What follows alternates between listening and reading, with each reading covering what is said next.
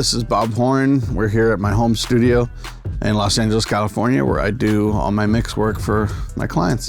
Pretty much the way I got started was being a musician and wanting to have recordings of the bands I was in. And I did live sound for my church, so I was getting into all the equipment, microphones and PA systems and everything. And so I really got into recording and went to college at Berklee College of Music for electric bass and engineering. And I had so much fun in the studios working with artists and recording different bands. So really just found a love for it and decided that's what I wanted to do with my music career, So been mixing and engineering since early 2000s, So out of college, I actually went to Nashville first for I think 3 years.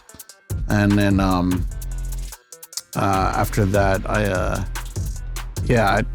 saved up some money to move out here. I had a bunch more friends out here, and there's more various kinds of genres of music out here than at that time in Nashville. So Nashville has great studios, though. I always loved the Nashville studios. But, I had some friends out here, and I just thought, I kind of want to go out there, and made the move in 2001. So I had a commercial facility called the Echo Bar, and I had a partner, Eric Rikers, great friend of mine.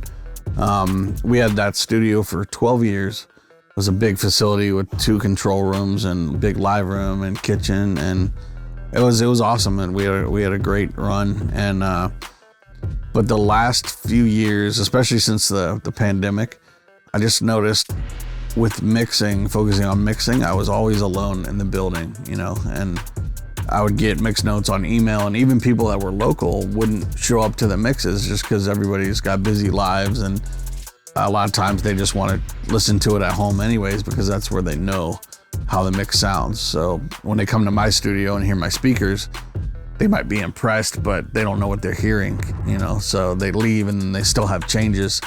So I think it just became the norm for a lot of mixers to be by themselves. And it was like, okay, so I have this huge building, but I'm always alone. It was like my assistant might be there and then that's it, So, and of course the cost and everything, it's like, well, I'm paying for all this, but I'm paying for this big kitchen nobody's using, and I'm paying for this live room, and I'm mostly mixing, not tracking. So, it just came time to sell it. And, I talked to a lot of my mixer buddies, and so many of them are in their house. I was like, okay, well, maybe I should do it. I resisted it for so long, and now that I did it, I love it. It's just great to be at home where everything's comfortable, and people come up here and hang out, sometimes, but it's just cool to be able to be in your own house, So, and then I actually bought the house with the studio in mind, so I was able to pick the house where on this side there's no houses and no neighbors, and they're all over on that side. So we're here in the studio, no one could hear me outside, so it worked out. They're great plugins. Like what I love about Safari plugins is just that they're inspiring and they're quirky, and they remind me of old guitar pedals from like the 60s and 70s, and part of that's the way they look, but just the sounds that they generate. I guess the best word I can give them is quirky, and they sound good.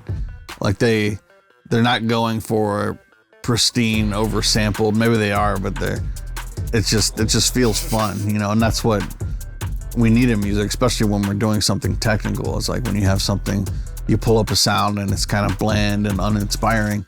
Having a plugin that is kind of like, oh, this is fun, this is cool, let me mess with this, that's a perfect thing for, just to make it better, and I'm an A/B guy, so if I put a plugin on a sound or a piece of gear on a sound, I'm gonna bypass it and put it back in and see if it's actually making the sound better. I'm not one of those people that just puts it on and goes for it, And with Safari plugins, like I never take them back off. Like a lot of times you put something on, you're like, oh, it's not right. So it's like I don't know, I just get so much personality out of them, And it's funny, Time Machine, I don't think I use Time Machine necessarily the way it was intended. I keep it on what is 80s the top, the most open high end? Yeah. So I put it on 80, so it's the most open, and I use for the compressor. Like, that's what I love about it. And I use it strong. Like, I put it on a drum loop and go all the way, you know. Yeah, I think it's fun.